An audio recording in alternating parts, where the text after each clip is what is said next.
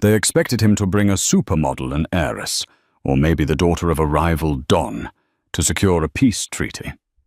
Maddox Corbin, the most feared capo in the New York underworld, didn't do casual. Every move was calculated. Every breath was a negotiation. So when he stepped out of that blacked-out Rolls-Royce for the wedding of the decade, the silence was deafening. He wasn't holding the hand of a princess. He was holding the hand of the woman who had served him coffee that morning, a woman who had no idea she was walking into a war zone wearing a target on her back. This is the story of how a fake date brought down an empire. The rain in Seattle didn't wash things clean. It just made the grime slicker. Aidan Jenkins wiped down the counter of The Rusty Spoon for the 100th time that shift.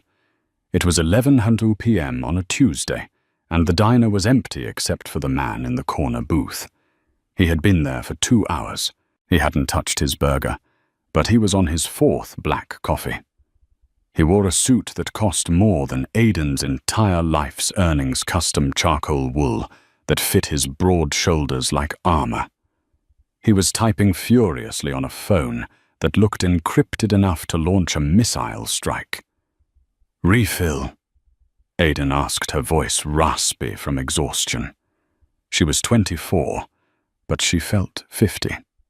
Between her father's gambling debts and her mother's medical bills at Providence Hospital, sleep was a luxury she couldn't afford. The man looked up. His eyes were the color of cold steel. "Please." As Aidan reached over to pour the coffee, the door to the diner burst open. 3 men in leather jackets stormed in. The air in the room changed instantly, charged with static and violence. Aidan flinched, her hand jerking. Scalding hot coffee splashed all over the stranger's pristine cuff and the expensive watch on his wrist, a Patek Philippe, though she didn't know that. "Oh my God. I am so sorry," Aidan gasped, grabbing a rag. The stranger didn't even blink at the burn. He wasn't looking at the stain. He was looking at the reflection in the window. "Get down," he said calmly. "What? Get down." Before Aidan could process the command, the stranger moved with a blur of speed that defied physics. He kicked the table over, flipping the heavy oak slab onto its side, just as the front window shattered inward. Pop, pop, pop, gunfire. Aidan screamed, scrambling behind the counter. Glass rained down like confetti. The stranger, Maddox Corbin, was already moving. He pulled a matte black pistol from a shoulder holster she hadn't noticed. He didn't fire wildly. He took 2 shots. 2 of the intruders dropped instantly. The 3rd man scrambled for cover behind the jukebox. Maddox vaulted over the overturned table, moving with the predatory grace of a panther. There was a brief struggle, the sickening crack of bone, and then silence. Aidan was curled into a ball under the cash register, shaking so hard her teeth rattled. She heard heavy footsteps crunching over the glass coming toward her. She squeezed her eyes shut, waiting for the end. "You can come out now," the deep voice said. She opened her eyes. Maddox was standing over her.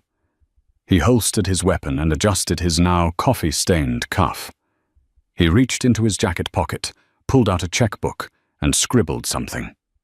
"I apologize for the mess," he said, his tone devoid of adrenaline, as if he'd just dropped a plate rather than killed 2 men. He ripped the check out and placed it on the counter. "This should cover the damages to the establishment." He turned to leave, then paused.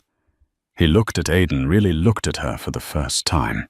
He took in her frayed uniform, the dark circles under her eyes, the terrified but defiant set of her jaw. "What is your name?" he asked. "Aidan," she whispered. "Aidan Jenkins." Maddox nodded once. "Aidan, you have a shift tomorrow." I think I just quit," she stammered, looking at the bodies. "Good," Maddox said. Be at the Blackwood Private Airfield at 6:00 p.m. tomorrow. Hangar 4. Why would I do that? She asked, finding a sudden spark of anger through the fear. You almost got me killed. Maddox leaned in close. The scent of expensive cologne and gunpowder filled her nose. Because Aiden Jenkins, I know about your father's debt to the Russo Syndicate.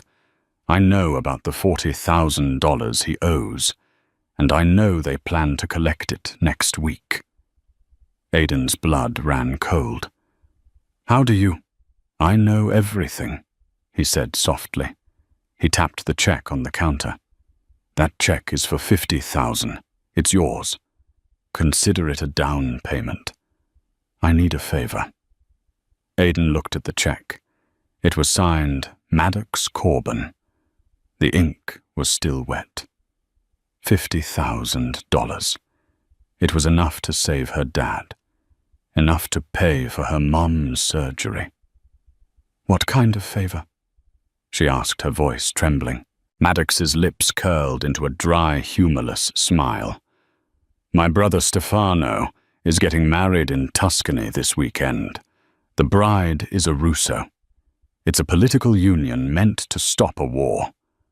But the Russos are trying to corner me into a marriage of my own with their second daughter Bianca. I need a buffer.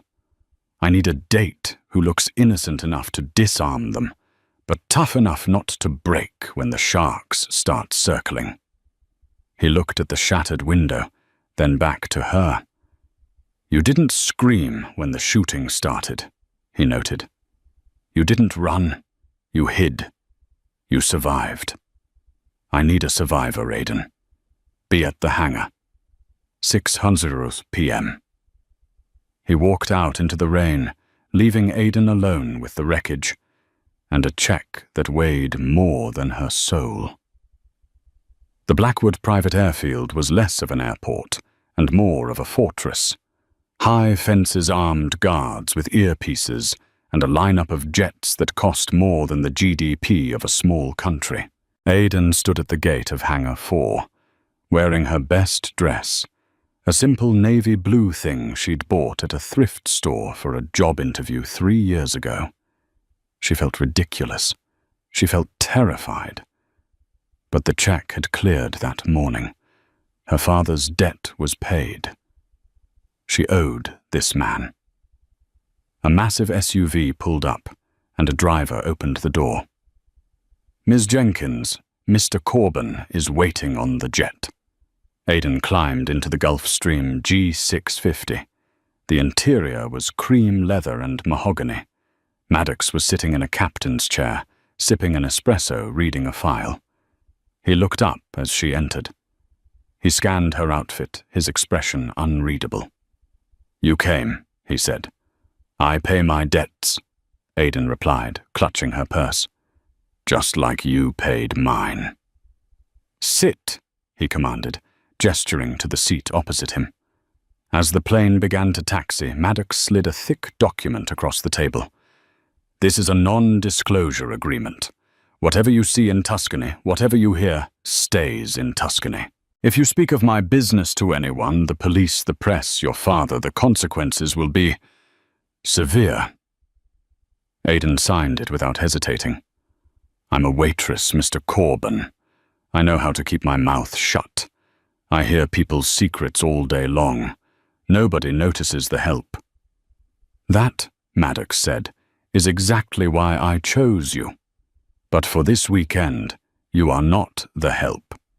You are Aiden Kensington, a curator for the British Museum. We met at a charity gala in London 6 months ago. Aiden laughed, a nervous, jagged sound. I've never even been to London, and I don't know anything about art. You don't need to know about art. You just need to know how to look bored when people talk about it, Maddox said. He snapped his fingers. From the back of the plane, 2 women appeared, one wheeling a rack of clothes, the other carrying a makeup case. We have 9 hours until we land in Italy, Maddox said, returning to his file. Fix her. The next 9 hours were a blur of torture and luxury. Aidan was scrubbed, waxed, polished, and painted. Her mousy brown hair was dyed a rich, lustrous chestnut and styled into soft waves. Her nails were painted a deep blood red. They dressed her in a gown Maddox had selected, an emerald green silk slip dress with a slit that went dangerously high up her thigh. It was elegant, simple, and screamed money. When she stepped out of the lavatory, transformed. Maddox stopped typing. He stood up slowly. The air in the cabin seemed to thin. He walked around her, inspecting her like she was a weapon he was considering buying. He stopped behind her, his breath ghosting over her neck. "Do you know why the Russos want me to marry Bianca?" he asked quietly. "No," Aidan breathed. "Because Bianca is loud. She is flashy. She is a distraction. They think if I am busy managing a high-maintenance wife, I won't notice them taking over my territories in the shipping ports." He stepped in front of her, reaching out to tuck a loose strand of hair behind her ear. His fingers were rough, calloused, the hands of a man who worked, despite the suits. The touch sent a jolt of electricity down Aidan's spine that had nothing to do with fear. "But you—" Maddox's eyes dropped to her lips, then back to her eyes. "You are quiet. You observe. You are dangerous in a different way." "Is that a compliment?" Aidan asked, trying to keep her voice steady. "In my world, it is the highest compliment," he replied. "Now listen to me carefully. The wedding is at the Castello di Vicarello. My brother Stefano is weak. He thinks he is marrying for love, but he is marrying into a viper's nest. Don Salvatore Russo. The bride's father will try to intimidate you. He will try to make you feel small. If anyone asks you a question you can't answer, you touch your necklace." He reached into his pocket and pulled out a diamond pendant, a single teardrop diamond that must have been 5 carats. He fastened it around her neck. His fingers lingered on her collarbone. "Touch the diamond," he repeated, "and I will step in. I will never be more than 5 feet away from you. You belong to me this weekend, Aidan, and no one touches what belongs to Maddox Corbin." The plane banked, beginning its descent into the golden hills of Tuscany. Aidan looked out the window. She wasn't Aidan the waitress anymore. She was walking into a world of blood and gold, hand in hand with the devil himself. And God help her, she was ready. The Castello di Vicarello was a fortress of stone and ivy perched atop a hill overlooking the Ombrone Valley. It was breathtakingly beautiful, bathed in the golden hour light of Tuscany. But as the motorcade of black SUVs wound its way up the cypress-lined driveway, Aidan felt a knot of dread tighten in her stomach. The courtyard was filled with people who looked like they had walked out of a Vogue editorial. Men in linen suits and loafers, women in couture gowns, sipping Aperol spritzes. But beneath the laughter and clinking glasses, there was a tension, a low hum of danger that Aidan, having grown up in a rough neighborhood, recognized instantly. The car stopped. The driver opened the door. "Showtime," Maddox murmured. He took her hand. His grip was firm, grounding her. As Aidan stepped out, the conversation in the courtyard died down. Heads turned, eyes narrowed. She felt exposed, a fraud in a sea of predators. But then she felt Maddox's hand slide to the small of her back, his thumb rubbing a soothing circle against the silk of her dress. "Chin up," he whispered, his lips barely moving. "You are above them. Remember that." A young man with Maddox's dark eyes, but a softer, more anxious face rushed over. This was Stefano the groom. He looked like he hadn't slept in a week. "Dom, you made it," Stefano said, pulling his brother into a stiff embrace. He looked at Aidan, confusion flickering in his eyes. "And this is Aidan Kensington," Maddox said smoothly. "My date." Stefano's eyes widened. "But Bianca is here. Father Russo was expecting you to—" "I don't care what Salvatore Russo expects." Maddox cut him off, his voice dropping an octave. "Where is the bride?" "Inside," Stefano said, lowering his voice. "She's terrified, Dom. Her father is pushing for the port deal to be signed before the vows are exchanged. He's using the wedding as leverage." "Typical," Maddox sneered. Just then a woman detached herself from a group near the fountain. She was stunning raven hair, olive skin, wearing a red dress that looked like it was painted on. This was Bianca Russo, the woman Maddox was supposed to marry. She sauntered over, a glass of champagne in her hand, her gaze raking over Aidan with undisguised venom. "Maddox," she purred, ignoring Aidan in Trulli. "We were starting to worry you'd backed out. Daddy has the contract ready in the library." "I'm not here for business." "Bianca," Maddox said coldly. "I'm here for my brother." Bianca finally looked at Aidan. She smiled, but it didn't reach her eyes. "And who is this one of your temporary amusements?" Aidan felt a flush of heat rise to her cheeks. She wanted to shrink away, but she remembered the $50,000 check. She remembered the gun in Maddox's holster. She remembered that she had survived a shootout less than 24 hours ago. Aidan channeled her inner waitress dealing with a difficult customer. She smiled, sweet and sharp. "Aidan Kensington," she said, extending a hand. "And I'm not temporary. I'm the one he brought to meet the family. There's a difference." Bianca blinked, taken aback by the audacity. Maddox's hand tightened on Aidan's waist, and she felt a radiate warmth from him approval. "Charmed," Bianca spat, ignoring the hand. "Enjoy the castle, Aidan. It's easy to get lost here if you don't belong." She turned on her heel and walked away. "You handled that well," Maddox murmured as he guided Aidan toward the massive oak doors of the castle. "I've dealt with drunk truckers and angry Karens for 5 years," Aidan whispered back. "A rich girl in a red dress doesn't scare me." "She should," Maddox replied, his face grim. "Bianca isn't just a rich girl. She's the Russo family's accountant. She washes their money. She's smarter than her father and twice as cruel. Watch your back." They were shown to their suite, a master room with a balcony overlooking the vineyards. As soon as the heavy door clicked shut, Maddox dropped the act.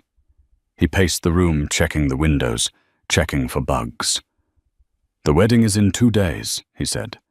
"Tonight is the rehearsal dinner. That is where the real attack will happen. Not with guns, but with words. Salvatore will try to humiliate you to get to me. He wants to prove you are unworthy, so he can push Bianca back into the picture."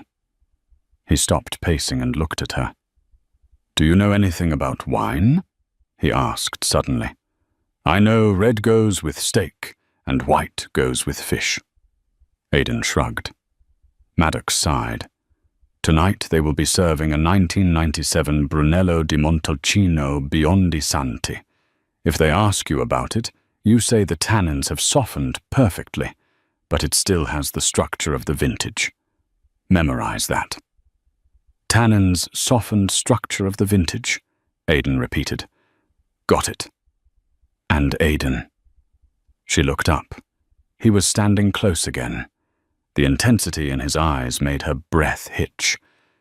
"If you get overwhelmed," he said, his voice surprisingly gentle, "just look at me. I won't let you fall." The rehearsal dinner was held in the castle's wine cellar, a cavernous, candle-lit hall that smelled of old oak and money. A single long table was set for 50 guests. The silverware was heavy sterling. The napkins were linen. Aidan sat to Maddox's right. To her right was an empty chair. At the head of the table sat Don Salvatore Russo. He was a massive man, occupying his chair like a king on a throne. He had a thick white beard and eyes that looked like black marbles. He hadn't spoken to Aidan yet. He had just watched her. The first course was served truffle risotto. The conversation flowed mostly in rapid-fire Italian that Aidan couldn't understand, though Maddox translated snippets for her in a low whisper. Then the empty chair to her right was filled. A man slid into the seat. He was younger than Maddox, with slicked-back blonde hair and a jagged scar running down his cheek. He smelled of cigarettes and expensive leather. "You must be the mystery girl," the man said, his voice a low drawl. Maddox stiffened beside her. "Luca." He acknowledged, his tone icy. "Luca Moretti," the man said to Aidan, ignoring Maddox. "I run the casinos in Vegas." "And you are?" "Aidan," she said, keeping her voice even. "Just Aidan." Luca smirked. He picked up a knife and began twirling it on the tablecloth. "Maddox usually has better taste in jewelry, but I suppose he's slumming it tonight to annoy Salvatore." Aidan felt a knee press against hers under the table. Maddox. He was ready to snap. She placed a hand on Maddox's forearm, stopping him. "I'm not jewelry, Mr. Moretti," Aidan said, turning to face the scarred man. "Jewelry is something you buy to make yourself feel important. Maddox doesn't need to buy things to know his worth. Do you?" The table went quiet. Luca's smile vanished. He stared at her, the knife still spinning. Suddenly, a booming laugh echoed from the head of the table. Don Salvatore was laughing. "She has claws," Salvatore roared. "I like that. Maddox, she speaks for you now." "She speaks for herself," Maddox said, taking a sip of his wine. Salvatore leaned forward, the candlelight casting long shadows across his face. "Tell me, Miss Kensington, you work for the British Museum, yes?" "Yes." Aidan lied, her heart hammering against her ribs. "Wonderful." Salvatore smiled. "I recently acquired a piece, a bust of Emperor Hadrian, 2nd century, but I have doubts about its authenticity.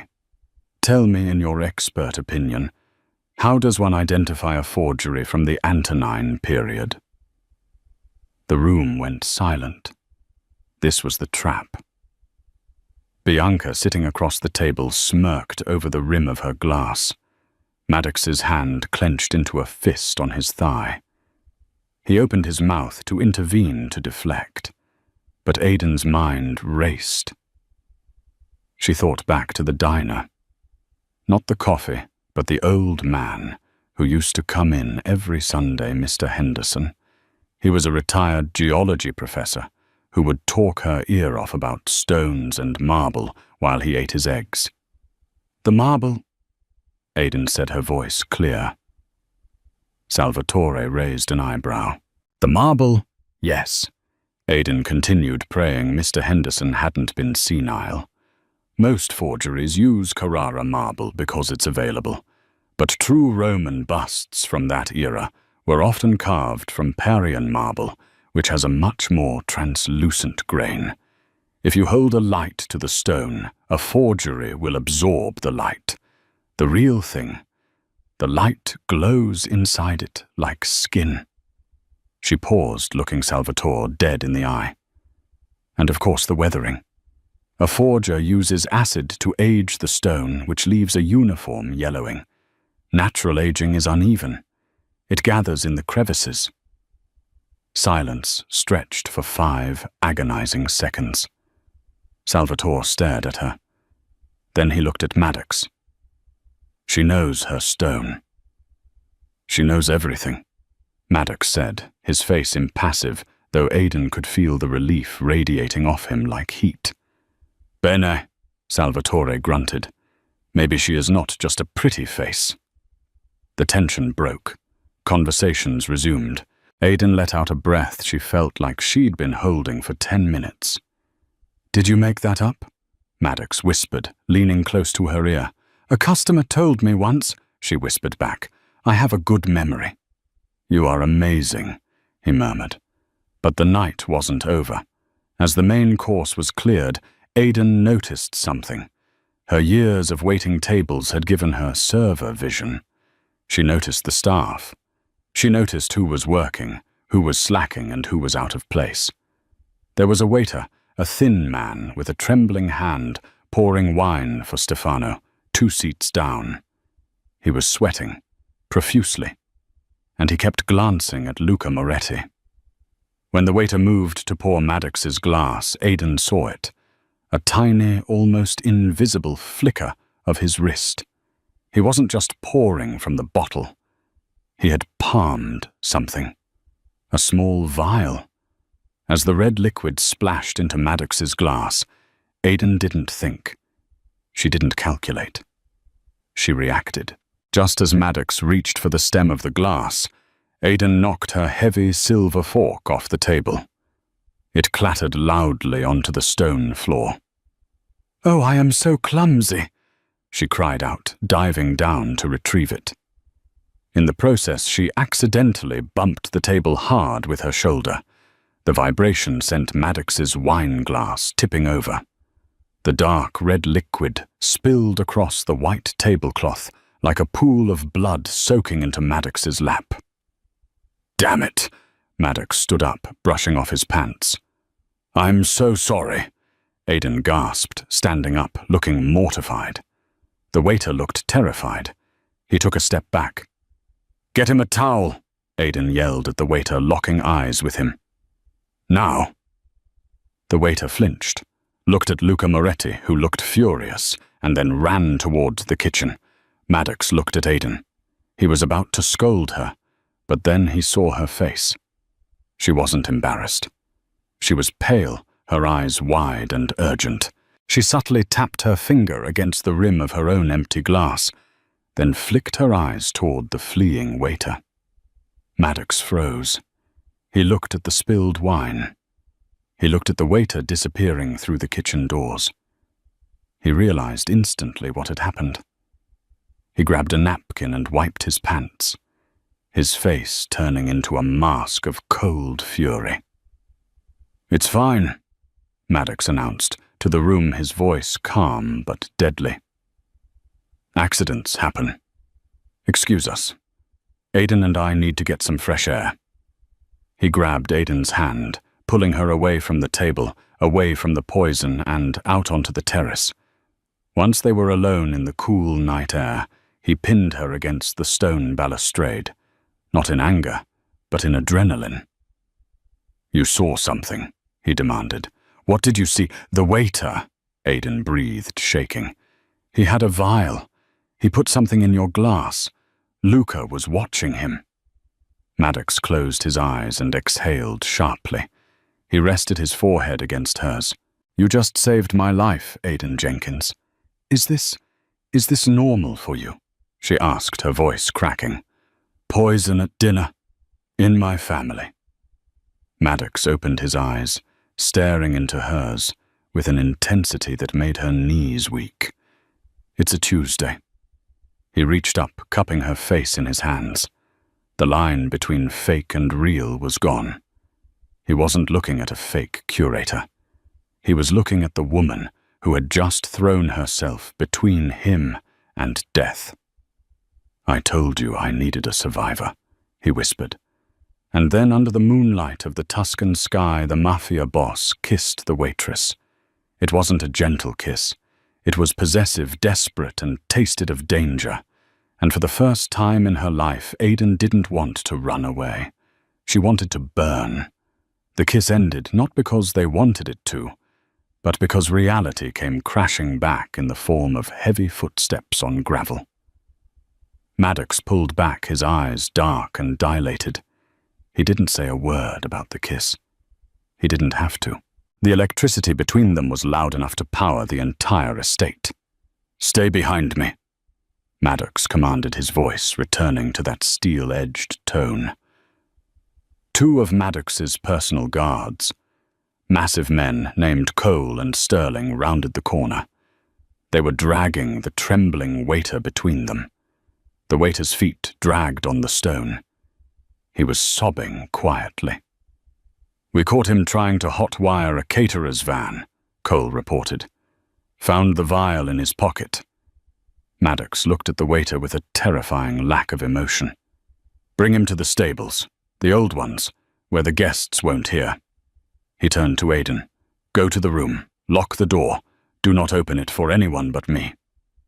"No," Aiden said. Maddox blinked. "No. I'm not going to your room to wait like a frightened princess while you handle this," Aiden said, her voice shaking but firm. "I'm the one who saw him. I'm the one who knows what Luca looked like when he signaled him. You said you needed a partner. Partners don't hide." Maddox stared at her for a long moment. He looked at her delicate dress, the diamond necklace, and the fire in her eyes. He nodded once. "If you come, you see everything. You understand?" "I understand," she said. They moved to the stables, a stone structure away from the main castle. Inside, the smell of hay and old leather mixed with the metallic scent of fear. The guards threw the waiter onto a bale of hay. Maddox removed his tuxedo jacket, folding it neatly and handing it to Aiden. He unbuttoned his cuffs and rolled up his sleeves. "What was in the vial?" Maddox asked calmly. I don't know," the waiter stammered. "He just said it would make you sick. Just enough to get you out of the dinner." Maddox walked over and picked up a rusted horseshoe. He examined it idly. "Luca Moretti pays you €5,000 to put something in my drink. You think it's a laxative, a sleeping pill?" Maddox moved so fast, Aiden flinched. He slammed the horseshoe into the wooden post next to the waiter's head. The wood splintered. The waiter screamed. "It was tetrodotoxin," Maddox said, his voice dropping to a whisper. "Pufferfish poison. Even a drop paralyzes the diaphragm. I would have suffocated at the table while conscious, unable to speak. It's a painful way to die." The waiter turned pale. I swear on my mother. I didn't know it would kill you." "Luca Moretti doesn't make mistakes," Maddox said. "Why tonight? Why at the rehearsal? He said the wedding is a wash." The waiter cried out, desperate to spill everything. "He said tomorrow doesn't matter because the deal is already done. He wanted you dead before the vows." Maddox froze. He looked at Aiden. "The deal is done?" Maddox asked. "What deal?" "The port." The waiter sobbed. "The shipping port in Naples. Don Salvatore signed it over to the Chinese syndicate an hour ago. Luca brokered the deal behind the Don's back. He's selling the family out." Maddox stepped back. The pieces clicked into place. "That stupid son of a—" Maddox muttered. He looked at Aiden. "It's a coup. Luca isn't just trying to kill me. He's betraying the Russos. He's going to sell the port, take the money, and leave the Corbin and Russo families to destroy each other in the fallout." Maddox turned to his guards. "Lock him in the tack room. Keep him alive. We might need a witness." He grabbed Aiden's hand and marched her out of the stables, walking fast toward the castle. The moonlight cast long shadows across the lawn. "What does this mean?" Aiden asked, struggling to keep up with his long strides. "It means the wedding isn't a peace treaty anymore," Maddox said grimly. "It's a slaughterhouse. Luca has planned something for tomorrow. If he wanted me dead tonight, it's because he knows I'm the only one who can stop it." They reached the side entrance of the castle. Maddox pulled her into the shadows of an alcove. "We should leave," Aidan whispered. "We should get Stefano and leave right at now." "We can't," Maddox said. "If we leave, Luca wins. He takes the money, my family loses our territory, and Stefano will be the first casualty. Luca will frame him for the failed deal." He looked down at her. "I have to stay. I have to stop the wedding. But I can get you a car. I can have Cole drive you to Florence. You can be on a plane back to Seattle by morning." Aidan looked at him. She thought about her life back home. The grease stains, the rude customers, the crippling debt, the loneliness. Then she looked at the man in front of her. A man who walked through fire for his family. A man who had looked at her, really looked at her, and seen strength instead of poverty. She reached out and took his hand. "I signed a contract, Maddox," she said softly. "I'm here for the weekend, and I'm not leaving you alone with these sharks." Maddox stared at her, his expression softening into something raw, something vulnerable. He leaned down and kissed her forehead. It was a chaste kiss, but it felt like a promise. "Then get some sleep, Aidan," he whispered, "because tomorrow we go to war." The morning of the wedding dawned bright and deceptive. The Tuscan sun bathed the vineyards in gold. Birds sang, and the smell of jasmine filled the air. It was picture perfect. Inside the Corbin suite, the mood was funeral. Maddox was already dressed in his tuxedo, checking a clip of ammunition before sliding it into his pocket. Aidan sat at the vanity, while the makeup team, who had no idea they were painting a soldier for battle, fussed over her hair. "Remember," Maddox said, speaking to her reflection in the mirror while the stylists were distracted, "stay in the front row. Do not eat anything. Do not drink anything. And keep your eyes on Luca." Aidan nodded. She was wearing a floor-length gown of silver silk chosen by Maddox. It was stunning, shimmering, like liquid moonlight, but beneath the layers of silk strapped to her thigh was a small ceramic knife Maddox had given her, just in case, he had said. The ceremony was held in the castle's ancient chapel. It was a suffocatingly small stone room filled with flowers and the most dangerous criminals in Europe. Aidan walked down the aisle on Maddox's arm. She could feel the tension radiating off him. Every muscle in his body was coiled tight. They took their seats in the front row. Across the aisle sat the Russo family. Don Salvatore looked smug, unaware that his own underboss Luca had sold his empire out from under him. Luca sat behind the Don, looking bored, checking his watch. "He's checking the time," Aidan thought. Why, the music started. Stefano stood at the altar looking pale and sweaty. Bianca walked down the aisle. She looked magnificent in white lace, but her eyes were cold. This wasn't a wedding. It was a merger. The priest began to speak in Latin. The air in the chapel grew hot and stifling. Aidan watched Luca. He wasn't looking at the bride. He was looking at the choir loft above the altar. Aidan followed his gaze. The choir was singing, their robes swaying. But there was one man in the back row who wasn't singing. He was holding his hands under his robe in a way that looked unnatural. Aidan nudged Maddox. She didn't speak. She just tapped his hand 3 times and shifted her eyes upward. Maddox looked. He saw the man in the choir loft.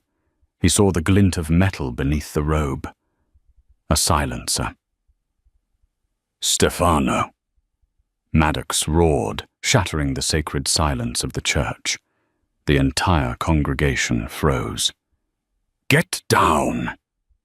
Maddox shoved Aidan to the floor, just as the assassin in the choir loft opened fire. "Foot, foot, foot!" Bullets chewed into the stone floor where Aidan had been sitting a second ago. The chapel erupted into chaos. Screams, shouts, the sound of wood splintering. Maddox didn't take cover. He vaulted over the pew, drawing his gun. He fired 2 shots toward the loft. The assassin jerked back, hit. "Security!" Don Salvatore bellowed, confused. "What is the meaning of this? Your dog is off the leash, Salvatore!"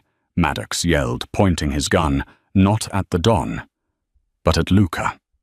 Luca had jumped up, but not to fight. He was running toward the side exit of the chapel. "Kill them all!" Luca screamed. Suddenly, half the guests in the back rows stood up and pulled out Uzis. They weren't guests. They were Luca's mercenaries. "Cover!" Maddox shouted, grabbing a heavy brass candelabra and flipping a heavy oak pew over to create a barricade. He grabbed Aiden and pulled her behind it. "Stay down! Maddox!" Aiden screamed, pointing to the altar. Stefano was standing there, frozen in shock. Bianca had hiked up her wedding dress and pulled a gun from a thigh holster. She was a Russo after all, and was firing back at the mercenaries. But Stefano was a sitting duck. Maddox cursed. "Cover me!" "With what?" Aiden yelled. "Just stay alive!" Maddox broke cover, sprinting through a hail of bullets toward his brother. He tackled Stefano just as a line of gunfire stitched across the altar cloth. Aiden huddled behind the heavy oak pew. The noise was deafening. She saw a mercenary flanking them, moving down the side aisle, aiming at Maddox's exposed back. Maddox didn't see him. He was too busy shielding Stefano. Aiden's hand went to her thigh. She felt the ceramic knife. It was useless at this distance. She looked around, wildly. The pew in front of her had a heavy stone vase full of lilies. Aiden didn't think. She stood up, grabbed the vase with both hands. It must have weighed 30 pounds, and hurled it with all her strength at the mercenary. The vase smashed into the man's shoulder, knocking his aim off just as he pulled the trigger. The bullets flew wild, shattering a stained glass window above Maddox's head.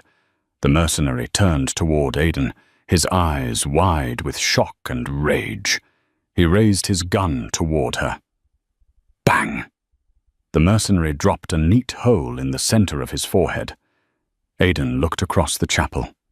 Maddox was lying on the ground, his gun smoking, looking at her with an expression that was half terror, half awe.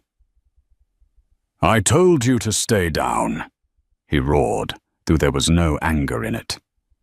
"I missed," Aiden yelled back, adrenaline surging through her veins. "You did great."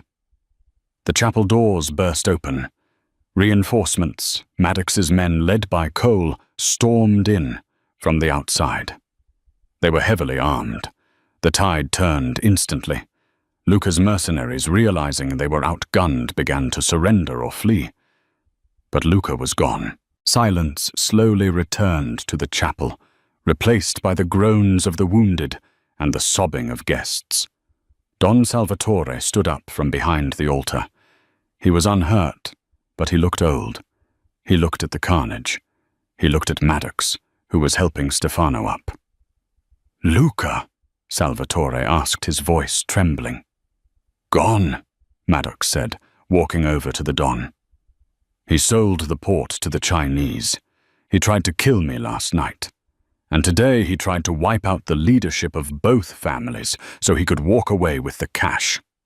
Salvatore's face turned purple with rage. "He is a dead man." Maddox holstered his gun. He turned and walked straight to Aiden. She was still crouching behind the pew, shaking now that the adrenaline was fading. Her silver dress was ruined, covered in dust and flower petals. Maddox hauled her up and pulled her into a crushing hug. He buried his face in her neck, breathing in her scent, verifying she was real, she was alive. "You threw a vase," he mumbled into her hair. "You threw a damn vase at a hit man." "It was all I had," she sobbed, clutching his lapels. "You are crazy," he said, pulling back to look at her. You are absolutely crazy, and you are magnificent." "Is it over?" she asked. Maddox looked toward the side door where Luca had fled. His eyes darkened. "Not yet," he said. "Luca has the money transfer codes. He's heading for the airfield. If he gets on a plane, he vanishes, and he takes my family's future with him." Maddox turned to Cole. "Get the car. We're going to the runway." He looked at Aiden. "This ends now." The drive to the private airfield was a blur of speed and silence. Maddox drove the stolen Alfa Romeo like he was trying to break the sound barrier. The Tuscan countryside whipped past in a smear of green and gold, but inside the car the air was cold. Aiden clutched the dashboard, her knuckles white. She wasn't screaming. She wasn't crying. She was calculating. "He'll have a pilot waiting," Maddox said, his eyes fixed on the road. "A Cessna Citation. Fast, long range. If he gets wheels up, he's gone. He'll disappear into a non-extradition country, access the offshore accounts, and drain the Corbin and Russo reserves dry within an hour." "Can't you call the tower ground the plane?" Aiden asked. "Luca owns the tower." Maddox grimaced, downshifting as they drifted around a sharp corner. "He's been planning this for months. He bought everyone. The staff, the security, the pilots. That's why he was so confident." He glanced at her. "You don't have to do this part, Aiden. Stay in the car when we get it there." "I threw a vase at a hitman, Maddox," she said, her voice surprisingly steady. "I think we're past stay in the car." Maddox almost smiled. "Fair point." They burst through the chain-link gates of the airfield, metal screeching as the car tore the lock apart. Ahead on the main runway, a sleek white jet was already taxiing its engines, whining in a high-pitched scream. The stairs were retracting. "He's moving!" Aiden shouted. Maddox slammed on the gas. The Alfa Romeo roared, the engine red-lining. He wasn't driving toward the terminal. He was driving straight onto the tarmac. "Hold on!" Maddox yelled. He swerved the car directly into the path of the oncoming jet. It was a game of chicken, a 2-ton car versus a 20-ton aircraft. The pilot of the jet panic-braked. Tires screeched, smoke billowed, and the massive plane lurched to a halt just 50 feet from the nose of their car. Maddox kicked the door open before the car had even fully stopped. He was out, gun drawn, moving toward the plane. "Open the door!" Maddox roared, aiming at the cockpit windshield. The pilot, terrified, killed the engines. The whine died down. The door of the jet hissed and lowered slowly. But Luca didn't come out with his hands up. Instead, a woman appeared in the doorway. She was a flight attendant, sobbing a gun pressed to her temple. Behind her, using her as a human shield, was Luca. "Drop it, Maddox!" Luca screamed, his voice cracking. "Drop it or she dies!" Maddox froze. He held his gun steady, but he couldn't take the shot. The angle was too tight. If he missed, he killed an innocent civilian. "You're a coward, Luca," Maddox shouted. "Hiding behind a woman, even for you this is low." "I'm a rich coward," Luca sneered. "Now kick the gun away. Kick it." Maddox hesitated. He locked eyes with Luca. He calculated the distance. 30 yards. Too far to rush him. Aiden watched from the passenger seat of the car. She saw Maddox's hand loosen on the grip of his weapon. He was going to surrender. He wouldn't let the flight attendant die. That was the difference between Maddox and Luca. Maddox was a killer, but he had a code. Luca was a monster. Aiden looked around the car. She needed a weapon, a distraction, anything. Her eyes landed on the car's console. There was a button labeled Sport Mode, and next to it the high beams. She looked at Luca. The sun was setting behind him, casting long shadows, but the car was facing him directly. Aiden slipped into the driver's seat. She didn't think about fear. She thought about the diner. She thought about the time a drunk patron had pulled a knife on her, and she had blinded him with a pot of hot coffee. Distraction, she thought. Just give him 1 second. Aiden slammed her hand onto the horn and simultaneously flicked the high beams on, flashing them rapidly. The sudden blaring noise and the flashing lights startled Luca. Ideally, he should have ignored it, but his nerves were frayed. For a split second, a fraction of a heartbeat, he flinched, his eyes darting toward the car, his gun wavering just an inch away from the flight attendant's head. That was all Maddox needed. Bang! A single shot rang out across the tarmac. It was a perfect shot. The bullet struck Luca directly in the right shoulder, shattering the bone. Luca screamed, dropping the gun and spinning away from the flight attendant. The woman scrambled down the stairs, falling onto the tarmac safe. Maddox was sprinting before Luca even hit the ground. He bounded up the stairs of the jet, disappearing inside. Aiden sat in the car, her hands shaking on the steering wheel. She heard shouting from inside the plane, then the sound of a struggle, a crash, and then silence. She opened the car door and stepped out, her legs feeling like jelly. She walked toward the plane. Maddox appeared in the doorway. He was adjusting his cufflinks. He looked calm, composed, but his eyes were hard. He was dragging Luca by the collar of his expensive suit. Luca was conscious, but groaning, bleeding heavily. Maddox threw Luca down the stairs. He landed in a heap at Aiden's feet. "It's over," Maddox said, walking down the stairs. Sirens wailed in the distance. The Italian police, the ones who weren't on Luca's payroll, were finally arriving. Luca looked up at Aiden. His face was pale, sweaty, and twisted with hate. "You," he wheezed. "You're just a waitress." Aiden looked down at him. She looked at her ruined silver dress. She touched the diamond necklace at her throat. Then she looked at the gun lying on the tarmac near his hand. She kicked it away, sending it skittering across the pavement. "I'm the waitress who just cost you everything," she said coldly. "And frankly, the service here is terrible. You didn't even tip." Maddox let out a short, sharp laugh. He walked over to Aiden, ignoring the approaching sirens. He wrapped an arm around her waist, pulling her close. "Are you okay?" he asked, his voice low. "I think I'm going to throw up," she admitted. "That's a normal reaction," he said. "Hold it together for 10 more minutes, then you can fall apart." "Deal," she whispered. As the police cars swarmed the runway surrounding them, Maddox didn't look at the authorities. He looked at Aiden. He looked at her like she was the only thing in the world that mattered.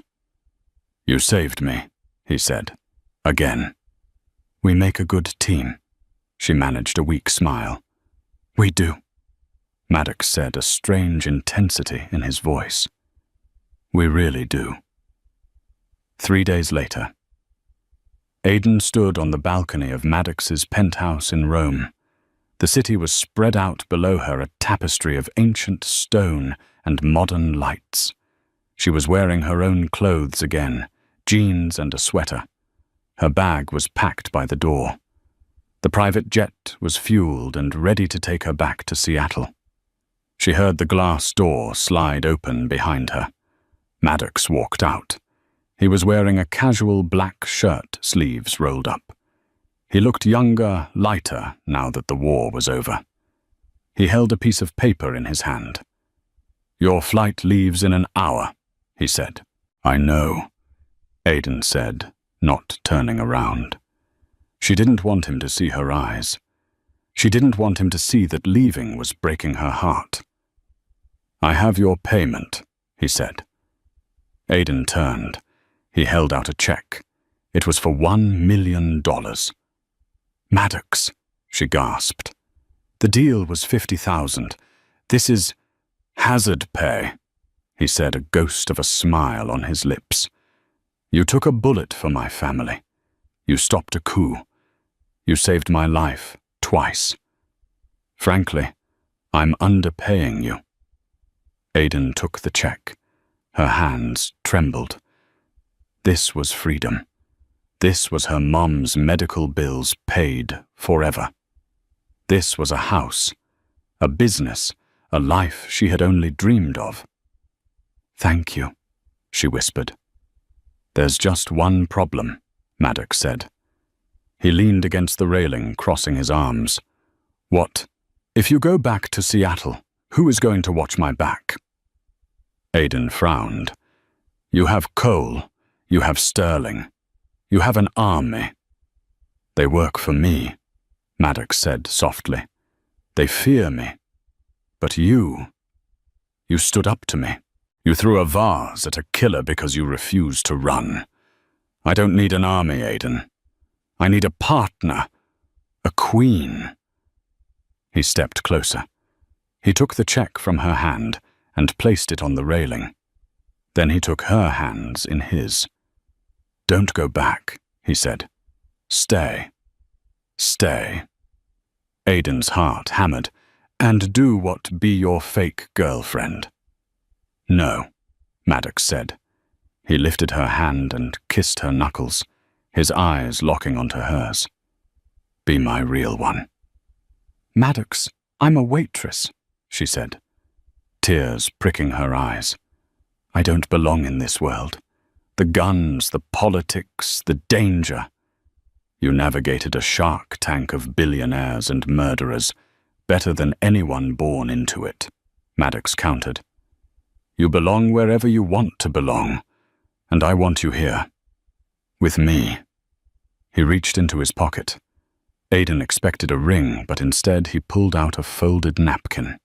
It was from the Rusty Spoon. It was stained with coffee rings. On the back, written in Maddox's sharp handwriting, was a list. 1. Brave. 2. Smart. 3. Beautiful. 4. Mine. I wrote this the night we met, he said, while I was watching you work, before the shooting started. I knew then. Aiden looked at the napkin, then up at him. The tears finally spilled over. You're dangerous, Maddox Corbin, she whispered. I am, he agreed, pulling her into his arms.